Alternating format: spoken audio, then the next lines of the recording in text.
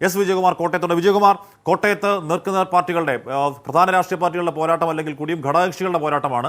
ഘടകകക്ഷികളുടെ പോരാട്ടം എന്ന് പറയുമ്പോൾ പോലും അവർക്ക് അഭിമാന പ്രശ്നം, പ്രസ്റ്റീജ് ഇഷ്യൂ, അതിന്റെ ചൂടും ചൂരും കണ്ടതാണ് പ്രചരണ കാലയളവിൽ. ഈ ദിവസം കാണുന്നത് എന്താണ്, നാളെ കാണാനിരിക്കുന്നത് എന്താണ് വിജയകുമാർ?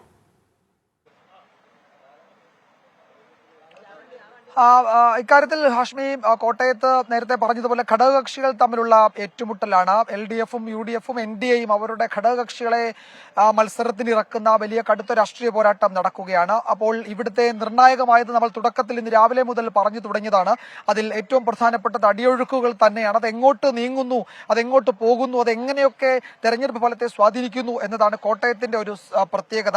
അതിനെ ചെറുക്കുന്നതിനും അതിനെ തങ്ങളുടെ വരുതിക്കാക്കുന്നതിനും വേണ്ടിയുള്ള വലിയ ചർച്ചകൾ ഈ വാർ റൂമുകളിൽ നടക്കുകയാണ്. ഇപ്പോൾ ഇന്ന് ഫ്രാൻസിസ് ജോർജ് UDF സ്ഥാനാർത്ഥി അദ്ദേഹത്തിന്റെ മണ്ഡല പര്യടനം അല്പസമയം മുമ്പ് അവസാനിപ്പിച്ചു. തോമസ് ചാഴിക്കാടൻ ഇന്ന് മണ്ഡല പര്യടനമുണ്ട്. NDA സ്ഥാനാർത്ഥിയുടെ മണ്ഡല പര്യടനവും ഇന്നുണ്ട്.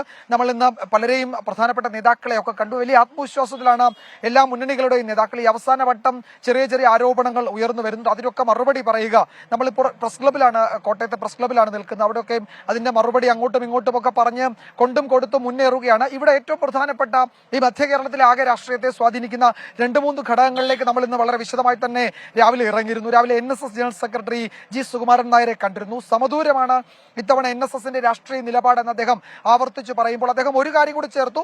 കർശന സമദൂരം എന്നൊരു വാക്ക് കൂടി അതിന്റെ കൂടെ അദ്ദേഹം ചേർത്തു. സമദൂരം എന്നത് കുറെ കൂടി കർശനമായ സമദൂരമാക്കും. ഇത്തെരഞ്ഞെടുപ്പിൽ ആർക്ക് വോട്ട് ചെയ്യണമെന്ന് ഒരു നിർദ്ദേശവും താഴെത്തട്ടിലേക്ക് നൽകുന്നില്ല എന്ന് അദ്ദേഹം അറിയിച്ചിട്ടുണ്ട്.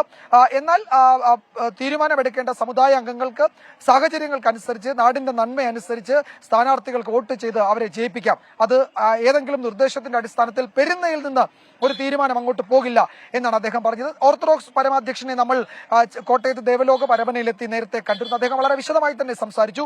സമദൂരം എന്ന നിലപാട് അദ്ദേഹം ആവർത്തിക്കുമ്പോഴും ഇപ്പോഴത്തെ സാഹചര്യങ്ങൾ അനുസരിച്ച് ആർക്ക് വോട്ട് ചെയ്യണമെന്നതിൽ സമുദായ അംഗങ്ങൾക്ക് ഒരു തീരുമാനമെടുക്കാം എന്ന് അദ്ദേഹം പറഞ്ഞതിന്റെ കൂടെ ഈ സഭാ തർക്കം, അതിലെ സുപ്രീം കോടതി വിധി നടപ്പാക്കാത്തതിലുള്ള അതൃപ്തി, അതിലുള്ള ചർച്ചകൾ എങ്ങും എത്താത്തതിലെ അതൃപ്തി, ഇതൊക്കെ സഭയ്ക്കുണ്ട്.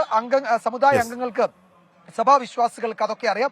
അവരതിനനുസരിച്ചൊരു തീരുമാനമെടുക്കും. പക്ഷെ സമദൂരമാണ് ഒരു നിലപാട്, രാഷ്ട്രീയ നിലപാടായി മുന്നോട്ട് വെക്കുന്നത്. ഇനിയും ഈ വിഷയത്തിൽ സഭാ തർക്കത്തിൽ ചർച്ചയ്ക്ക് വിളിച്ചാൽ അതിന് പോകുന്നതിന് സന്തോഷമേ ഉള്ളൂ. എന്താണ്, നേരും നീതിയും നടപ്പാകണമെന്നതിൽ സഭയ്ക്ക് വിട്ടുവീഴ്ചയില്ല. അത് നടപ്പായേ മതിയാവൂ എന്നതിൽ ഉറച്ചു നിൽക്കുകയാണെന്ന് ഓർത്തഡോക്സ് സഭ പരമാധ്യക്ഷൻ അറിയിച്ചു. ഹാഷ്മി, ഇത് രണ്ടും, അതായത് മധ്യ കേരളത്തിലെ തന്നെയല്ല കേരളത്തിലെ ആകെ മണ്ഡലങ്ങളെ സ്വാധീനിക്കുന്ന ചില പ്രധാനപ്പെട്ട സാമുദായിക സംഘടനകൾ എന്ന നിലയിൽ പറയുന്നു. സഭയും നിലപാട് കോട്ടയത്തോട് എസ് വിജയകുമാർ വിവരങ്ങൾ നൽകിയത്. എന്തായാലും അവസാന ലാപ്പിൽ സ്ഥാനാർത്ഥികളാണ്. ഓരോ വോട്ടും ഇക്കുറി ത്രികോണ മത്സരം കൂടുതൽ ശക്തമാകുമ്പോൾ ഒരു വോട്ട് അതിനിർണായകമാണ്. അതുകൊണ്ട് അത് ഉറപ്പിക്കുക എന്നുള്ളത് സ്ഥാനാർത്ഥികൾ മുന്നണി ആഞ്ഞു പരിശ്രമിക്കുകയാണ്. അതിന്റെ ഓട്ടപ്പാച്ചിലാണ് സ്ഥാനാർത്ഥികളും മുന്നണികളും. നമ്മൾ മറ്റു മണ്ഡലങ്ങളിലേക്ക് എത്തും. മറ്റു കുറച്ച് വാർത്തകൾ കൂടിയുണ്ട്. വളരെ പെട്ടെന്ന് തിരികെ എത്താൻ പ്രിയപ്പെട്ട പ്രേക്ഷകരെ, ചെറിയൊരു ഇടവേള.